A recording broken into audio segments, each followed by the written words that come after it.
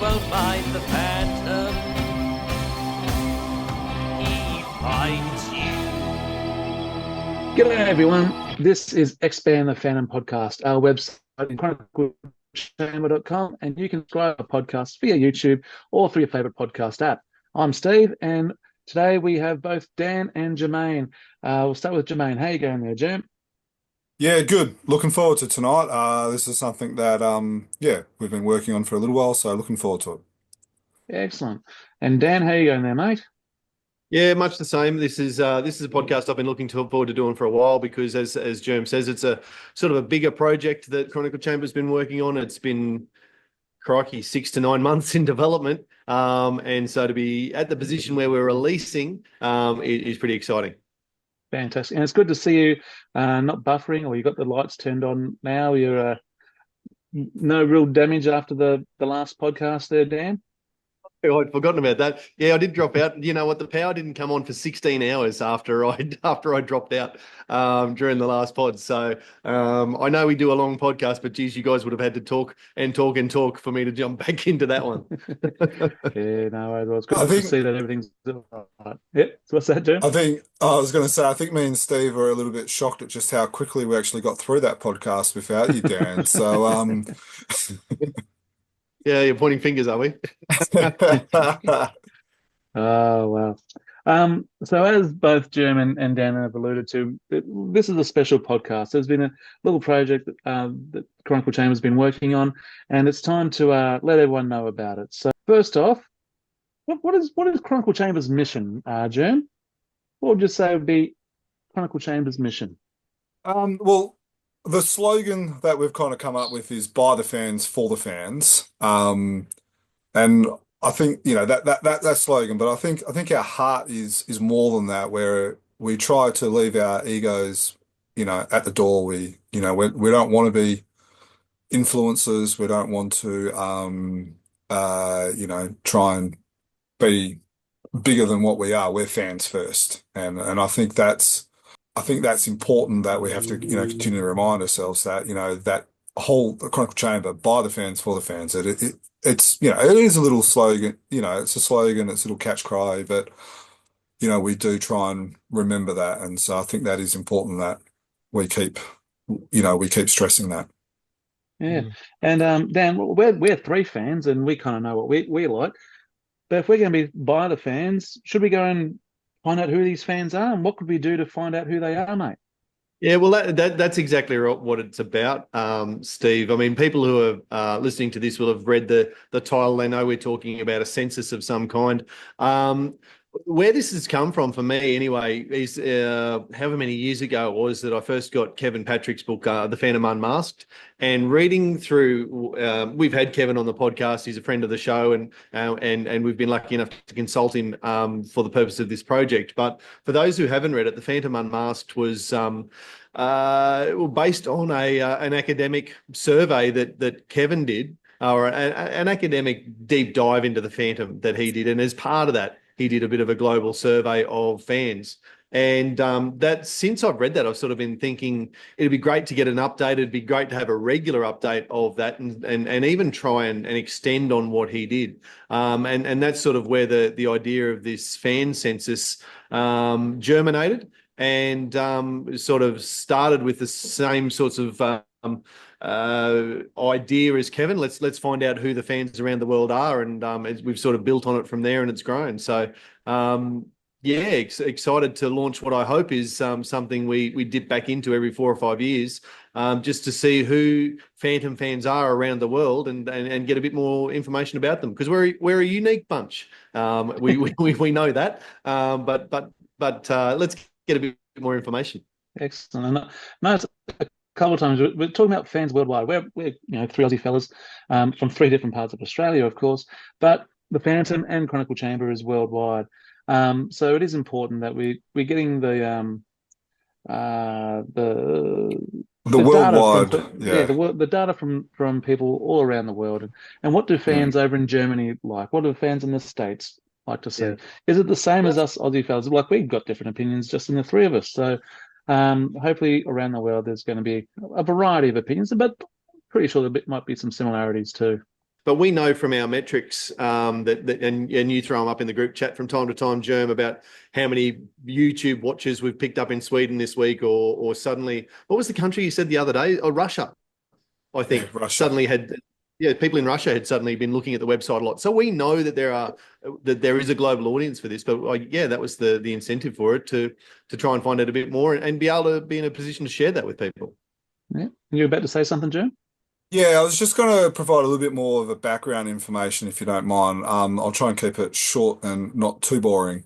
You make mention of Kevin Patrick's research, which was great, but I think what probably where that lacked was that data that he collected ended up in a book, but an academic book. It didn't end up in the hands of publishers or the owners of the Phantom in King Features. And we've, the three of us, we've been lucky enough to be able to have a communication with King Features, but we've also been lucky enough to be able to have chats with with Phantom N and Zubistan and some of these other publishers and some of these other fans and stuff like that, and even creators of products. And one of the things that I noticed, and we've also discussed about it as well, is that a lot of these creators of the product that we want to buy don't actually know who the target audience is. Who is the fan? What is their age group? Are they old? Are they 55 and 60 years old plus? Are there younger fans? And I was talking to one publisher or one editor who works for a publisher, and he said it as a throwaway line. And he said something along the lines of, well, maybe we just need to do a census or something like that. And that's kind of like one of the genesis where it was like, oh, hang on, we could actually do this. We could actually ask some questions and do it. And I think, Dan, you made mention of this has been going on for about 6 months to 9 months. And that's, like when we had this conversation, this was probably 2 years ago. So this has been a 2 year conversation, and we've kind of thrown it around as a bit of an idea, a strategy, something we'll look at doing down the track.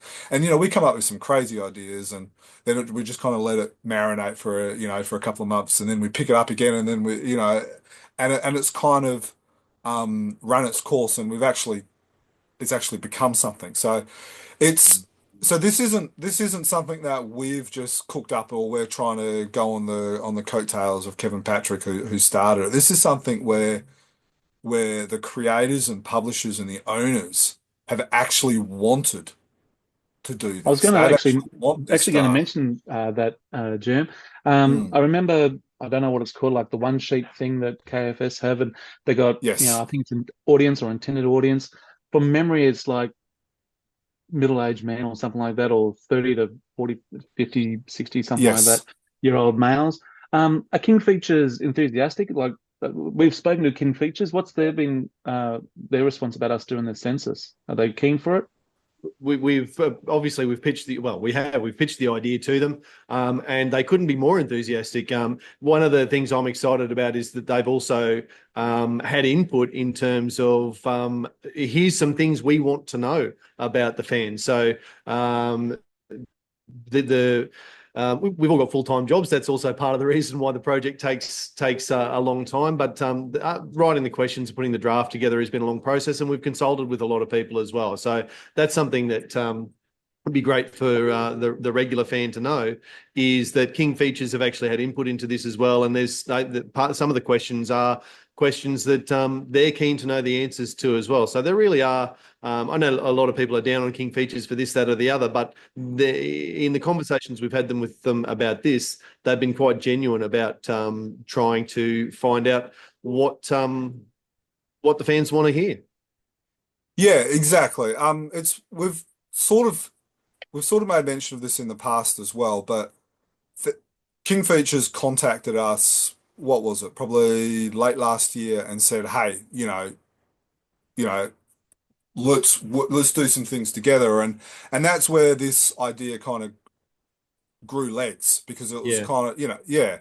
And so I think it's important to make mention that King Features are fully on board with this. And not only have they added the questions like you said, but some of these other publishers have as well. Yeah. Like, we've talked to Dudley and Renee about this, and Glenn Ford has talked about it as Yep. with from Fru. Jacob and Andreas from Team Phantom have talked to us about this as well. And so it's important, I think, for those who are watching or listening to this to realize that this is not just a harebrained idea from us. This has actually got, well, it is a harebrained idea from us, but it's actually got backing from the publishers, from the people that create these Yeah. stories and these comics and these products that you want to buy, that you do read, and stuff like that as well. And even some of the creators like Tony DePaul and has had, has looked over this and stuff like that as well. So it's a great point that you made there, Steve. That this is it's good. But I think, having said that, Joe, it is important for people to realise and to know that it is from this point on, having had that input as to what do you want to know from the fans. This is a Chronicle Chamber project. This is completely independently run by us.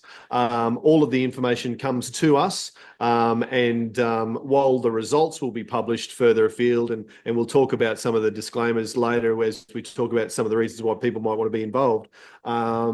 It's completely independently run, and we'll be able to release the results to other people. So from this point on, right through to the end of the census, when we close it, it'll just be the three of us that are coordinating and running it, I suppose.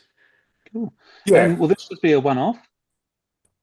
No, well, as I sort of alluded to before, I'd love to see, a census. Well, in Australia, I know, I don't know so much about other countries, but a census in Australia is run every 4 years, and it collects information, facts about the population of Australia. That's how we know how many people in Australia were born overseas or who have parents who are born overseas. It's how we know.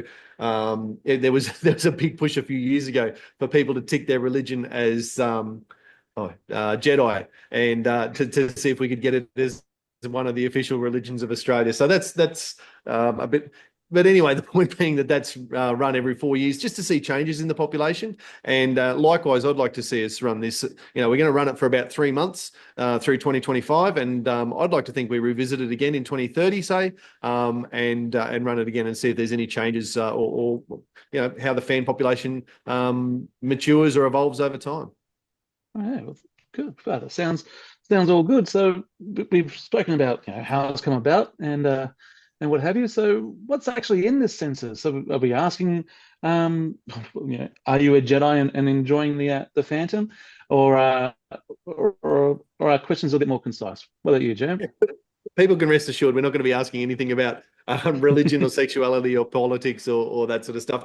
There are unashamedly some demographic questions. As I said, we want to know about the fans. So we want to know, for instance, one of the questions is, what decade were you born in? Where in the world do you live?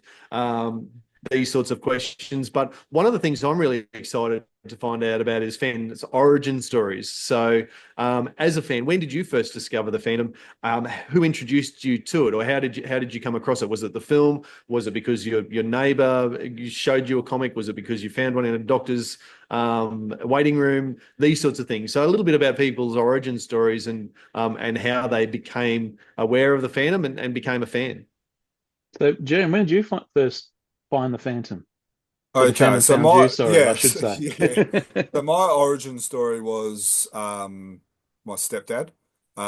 So he married my mum. I would have been about, he came on the scene about 8, 9, 10, and that was what Phantom comics and football were the only things we kind of clicked over. So it was he when he realized, obviously you're trying to impress the stepson. So he's like, hey, look, he reads comics. I like the Phantom, and then he brought some more Phantom comics. So from then, we always had comics in there. We used to go watch the footy and then go kick the footy during halftime, and that was kind of like our bonding time. That was the only thing that kind of clicked, so it grew from there. So it was a real generational for me. What about you guys? Oh, I was a similar sort of age. I was probably 8, I think. Look, I can't remember not reading Phantom comics, and that's because I was introduced to the comic by my dad, and there was always a Phantom comic lying around the house. So, yeah, I would have started actually collecting them, and this is another phase of questions we ask you about. But when did you start to actually collect or whatever? But I would have started collecting in any sort of serious way, probably from the age of 11 or 12. And I think I've said on the podcast before, I didn't think of myself as collecting at the time. I was just not throwing away. So I'd read a Phantom comic and I'd put it on the shelf, and then I'd buy another one and I'd put it on top. And suddenly, before you know it, you've got a pile, and then you want to organize them in the right numbers, before you know it, you're a collector. So yeah, that's me. What about you, Steve? Mine didn't come from family. It was more knew it was around, I guess, but it was at a garage sales or markets, that type of stuff, where I might pick something up, it looked pretty cool. I guess it was the purple on coming off the blue background of the comic book. But then, see it there and picked up a couple, and then see it in the newspaper a little bit, and saw the Defenders of the Earth cartoon when I was a little kid.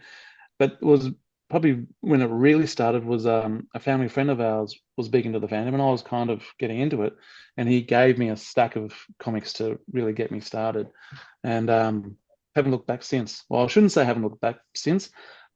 Has there ever been times, and I can talk about my own self, where you just took a break from reading the Phantom? No, not for me. So I had Phantoms and then I was 12, and that's when I started buying the comics myself with my own money, and then I haven't looked back since. Yeah, Dan, ever a dip? No, I certainly I had a bit of a period of time where I wasn't keeping up with the newspaper strip, and I wasn't buying any Phantom mugs or toys or anything like that. That didn't last long, as you can see. You made up But lost time there. yeah, it was probably during my 20s. I didn't really collect and stuff, but I just didn't throw away. I kept buying the Phantom comic every fortnight, the Frus, I should say, and put them in a box. But so I've never stepped away from reading the Phantom, and certainly Fru comics anyway. Yeah. Yeah. There was a period of time for It's myself where it was oh sorry. probably around about 2021 through to, I don't know, probably mid 20s where I wasn't buying as much, and or probably wasn't picking up the comic and that sort of stuff. Went back to mum and dad's for I don't know, must have been some sort of celebration. Found all my old comics, and bang, it was game on again, and I made up for a lot. Filled that space that I made for myself, and haven't looked back since. Sorry, Jan. Mm. No, I was just going to say, two out of the three of us, and this is the type of thing that I find interesting, is the two of the three out of us was introduced to the Phantom by a family friend, and then we were all kind of under the age of 12. And so these are the type of things that I think is interesting. So now, in saying that, we've done a bit of a soft launch of the census so far. So our Patreons have started filling this out, and so it's only a small sample size at the moment. And we'll go over a little bit of the data, not every single question or not, but just to kind of give you a bit of an idea. And then, as Dan said, we're not going to release any of the data until the end. So the questions that we've just asked, 42% of the question of the people that have filled this out so far have been was introduced to the Phantom by a friend or a family member. So that kind of matches with the three of us, and then a larger sample size is 42%. And then, 20% came across it in a comic book or in the markets like yourself there, Steve, and all that. And then what I find interesting is of the people that we've looked at it, 90% came across the Phantom as a child under the age of 12. So it's kind of like, it shows how important it is to get them while they're young and to have the Phantom as the lore, as the origin story, which is a generational character. The Phantom is also a generational a character that gets their you know, for the next fan. So it's interesting how our origin stories match with what the stats we've collected so far. So The only thing that's I yeah, The only thing I'd say about that, and that what you said at the end there is so crucial. We've collected so far. This is a yeah, soft launch, and the Patreons of Chronicle Chamber have had the opportunity to see this and had the opportunity to fill it in, and we'll explain why that's a real perk towards the end of the pod. But we need to be mindful that people who are prepared to subscribe or support Chronicle Chamber as a fandom website may well be the rusted on Phantom fans, and it's probably not a surprise that 90% of them have been fans since below the age of 12. So it's a small sample size. It's probably a little bit of a skewed sample size, but that's where I'm really excited once this goes public to see, what are all the fans. If that's representative of all the fans, then fantastic, but it may not be. So is this survey just about, where the fans are from, when they start learning about the fandom, or is it just about our reading habits? Is there more to it than just what comics we're reading? yeah. Yeah, That's well, a good certainly. question. Yeah, great question. And this is, I guess, one of the sections we really wanted to explore, but also one that that the KFS and the publishers were really keen to know about as well. Is what are the collecting habits and the reading habits of fans? Who are our favourite publishers? What sorts of things do we like to spend money on as fans? Obviously, Kingfishers are very interested in that, so that they know what to produce, so that we go and spend money on those sorts of things. But that's the beauty of it, isn't it? They're going to get information to say, the survey, the census may well come back. Everybody loves collecting cards. People don't like posters.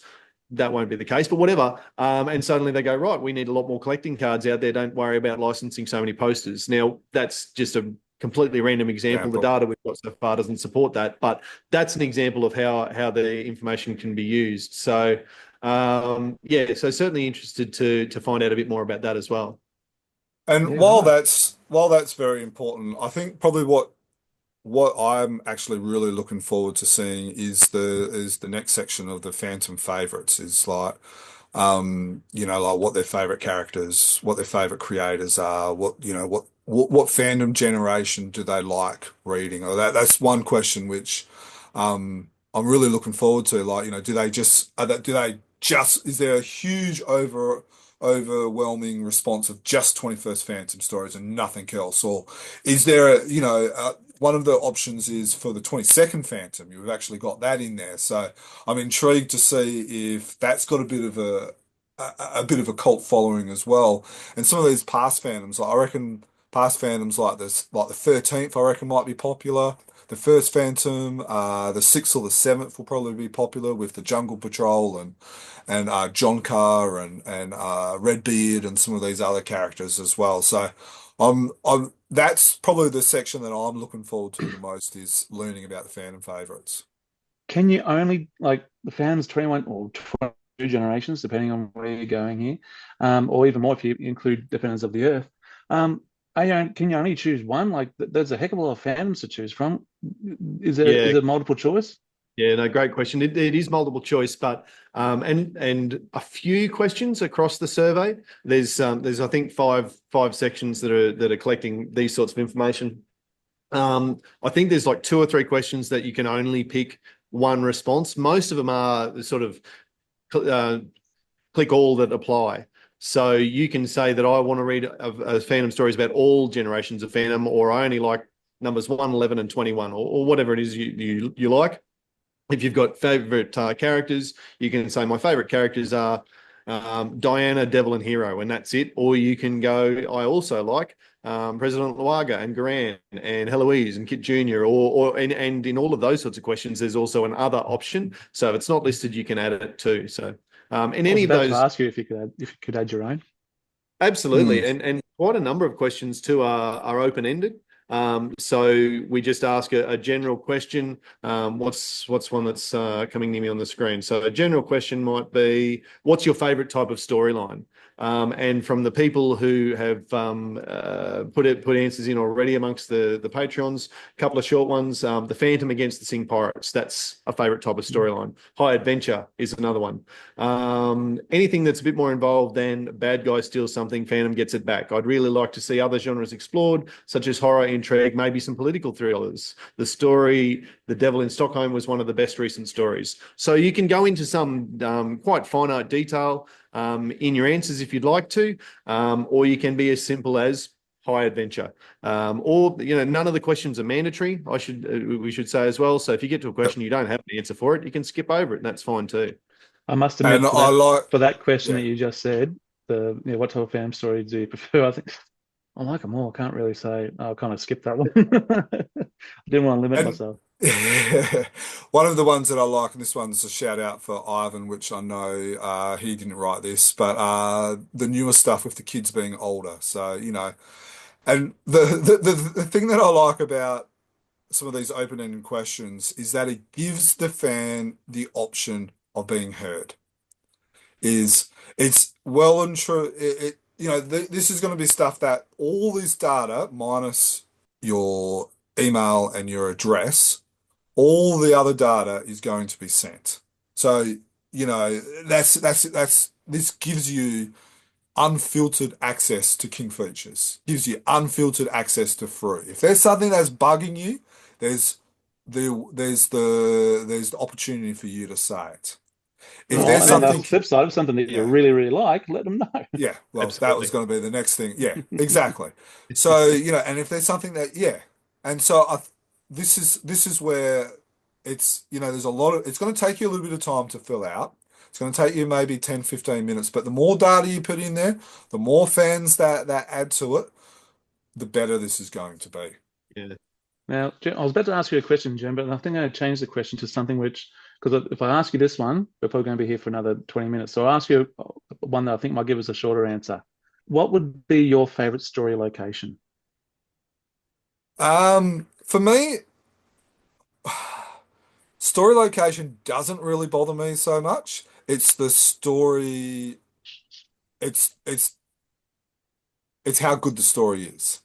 Like, I don't mind if it's on the moon. I don't mind if it's underwater, in the desert, in the jungle. But if the story's full of plot holes, or if it's, featuring the Phantom drinking magic potion that makes him fall in love with any girl that's got that flutters her eyelids at him, that's the type of thing that annoys me. Or, that's what annoys me. Doesn't matter it doesn't matter whether he's fighting crime, injustice, or anything like that. He could be fighting all that type of stuff wherever.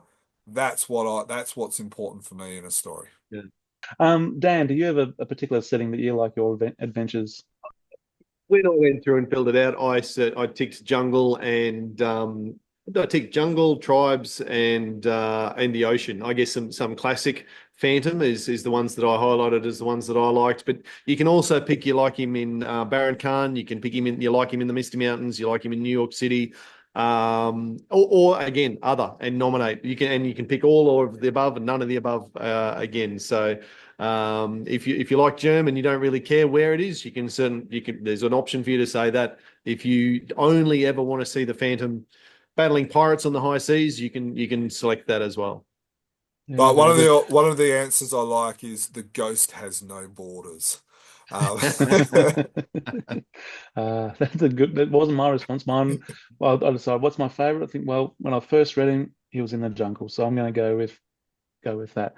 Probably on the negative side, I'm not usually known for being negative, unless it's a no point. A filming story.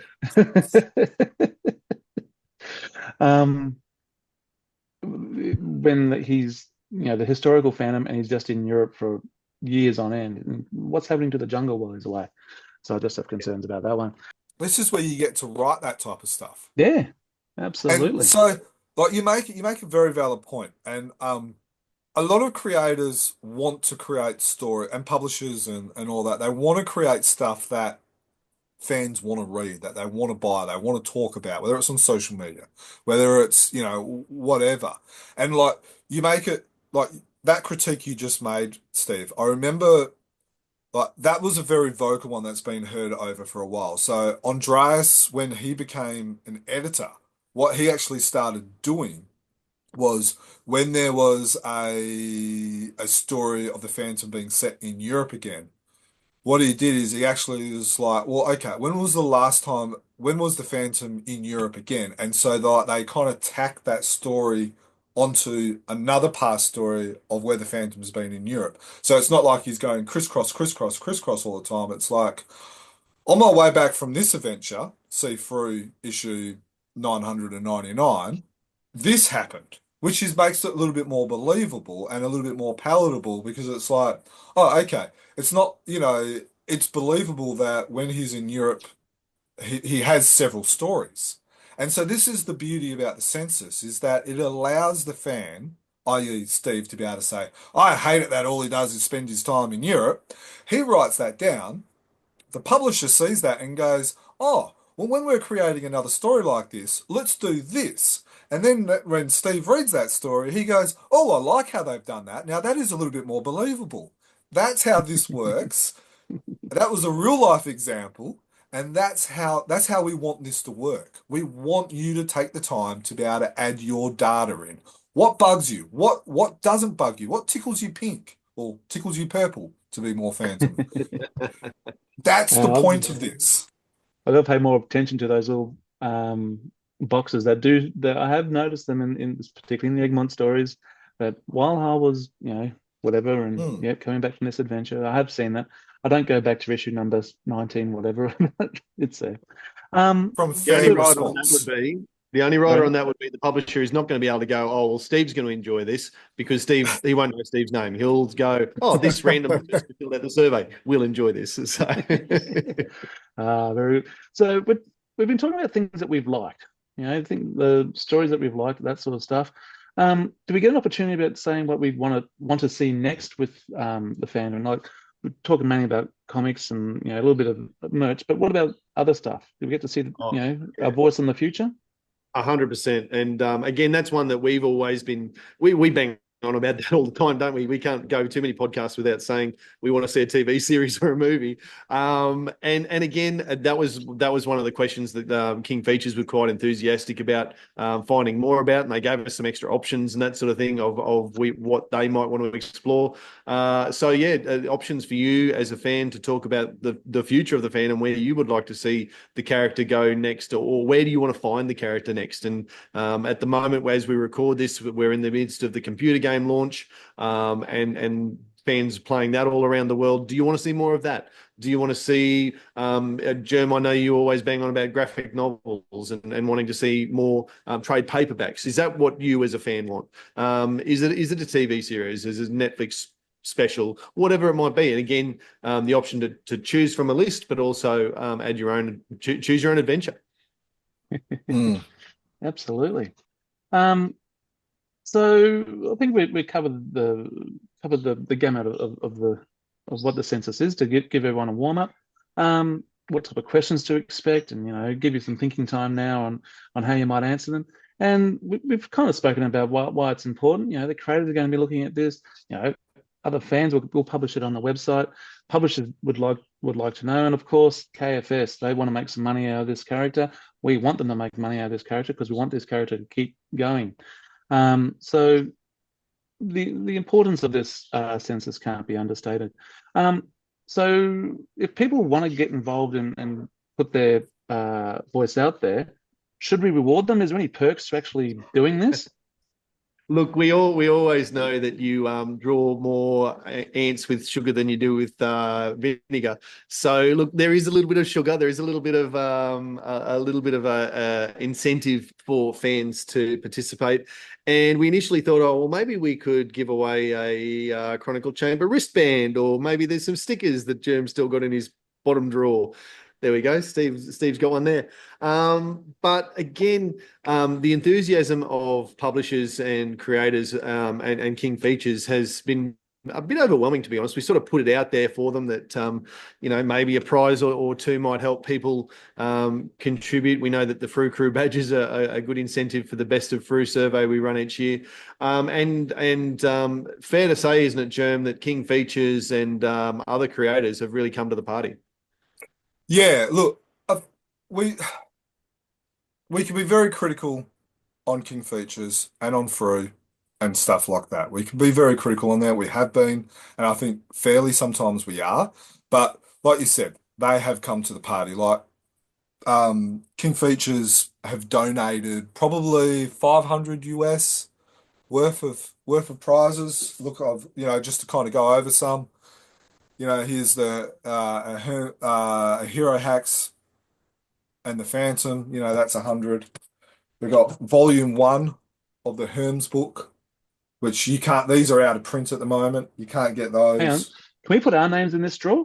Are we available to get these things? No, we're not getting them. Yeah. You've got There is the you've right got of Chronicle Chamber, and family members of Chronicle Chamber are not eligible to enter. Oh, goodness. you've got the coins. So there's 2 of the coins. There's the silver colored one. There's a little mini figurine.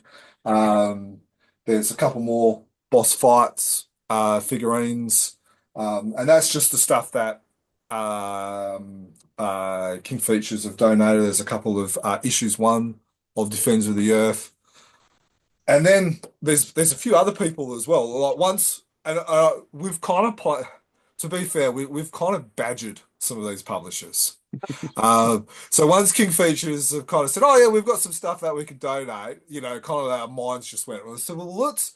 So then we've actually contacted them and said, "Hey, look, this is what King Features are donating because they believe in this. What are you going to donate?" And they've come to the party. It's been good. Fantastic. So we've got, well, as James said, we've got action figures. There's books, or cover books. Now we've been mentioning this in the podcast lately, and alluded to it before. The video game has just come out. Has About Play come to the party as well? Yeah, they've supplied some digital passes for Switch, Steam, and PlayStation 5. So Ash has been fantastic there. Frou have come to the party as well. There's a barbecue apron set, actually an entire carton of gallery trading cards from their Series 2. A puzzle as well, Frou has donated. So that's fantastic from them. Egmont are donating some Prince Rex soft cover albums, including a book that's not even released yet. So that's pretty fantastic. The 2024 and the 2025 soft cover albums are coming from Egmont as the 2025 one gets printed. So a lot of prizes, and maybe there's a few other oars in the water, if you like. And there is even a hint, and I think I can say this, I think I'm confident enough to say this, there's even a hint that Comics Kingdom will supply a subscription to their website as well. So fair chunk of fandom goodies from the major treasure room that have been given to us to give to the listeners, to the fans. And the way that we're going to do that is through random prize draws. So part of keeping the censuses front of mind is to, what are we saying, once a fortnight on the socials, we'll do a random prize draw, and anyone who has already completed the Phantom Census, the fan census, will have their name in the draw. So Does that include someone who has already won? No, you win one prize. I think you should be pretty chuffed with yourself and move on. But it is a worldwide competition. We're prepared to ship anything anywhere. I think Germ probably hopes that the hardcover Hermes Press book does not have to go to the other side of the world. He'd probably rather just walk it across the other side of town in Perth and save on some postage. But that's the commitment. If you win the prize, we will post it to you wherever you are in the world. And all you've got to do is get involved in the census. And I guess the sooner you get involved, the fewer other people have already entered as well. You have to put in your postage address. If you don't put in an address, you're not going to be in the prize draw. So we can't email to you a hardcover Hermes book. No. Yeah. No, Yeah. And that's where we should say, like, this is the last section of the census where we ask 3 questions: your name, your email address, and your postal address. That none of the information in that section goes anywhere other than our database for the random prize draw. That information is not used for marketing. It's not used for promotional purposes. It won't be given to anybody to start spamming you or anything like that. It solely is just for the prize draw. And if you don't trust us and you don't want to put your details in, that's perfectly fine as well. Not compulsory. Or if you don't want to go in the prize draw, don't put your details in there. Your contribution to the census will still absolutely count. So your information will be out there. Your ideas will be out there. Your personal information will not. We guarantee that. Yes. Okay. Yes. And as mentioned before, we've had a soft launch for about a week and a half now, which is part of the perks that the Patreons get. So they've, like you said, they've already had a number of responses to the survey, or to the census rather. One of the perks for the Patreons being able to be part of the soft launch is that they get to be part of the first prize draw, which is going to be done right here, right now, live on, well, recorded live on air, if you like. We've gone through a number of prizes. We've had a bit of a discussion about what could be a good first draw prize to give out. And so after much discussion, it was quite a robust discussion between the three of us. Some limbs were lost, but we got through it. We have decided, and Germ's got him just there over his shoulder, and as I say, he might hold him up. We've got the Hermes book #1. Okay, like we said before, that's not available in stores. That's out of print. You can only get it on the secondhand market now, but that is freshly minted from Hermes. Thank you very much. The second thing that he has in his Smells hand new as well.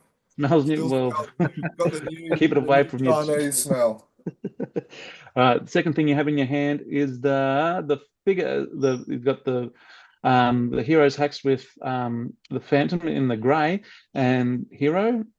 Yep. So you've got that one as well. And lastly, you have the coin. Was that Perth Mint coin? Is that where that one's Yes, from? this is the Perth Mint coin. So it's gone all the way from Perth to the US, back to Perth.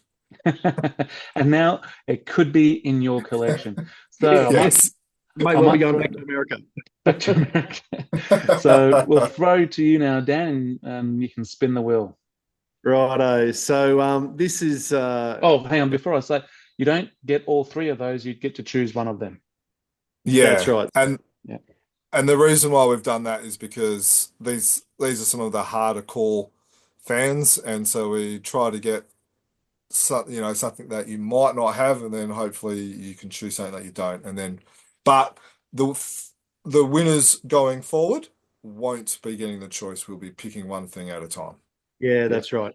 All right. So this is, as you can see, there's not a 1,000 names on the wheel at the moment. And so one of these people is going to get very lucky and choose from one of those three prizes. We will email you and give you the list to choose from. And as the wheel spins around, it looks like is it landing on Daniel? No, Terry Oh. Cray. Terry Cray probably has three each of all of those things. Beauty So Terry's actually coming to Perth in the next couple of weeks, so I have saved on Perfect. postage. Saved on postage already.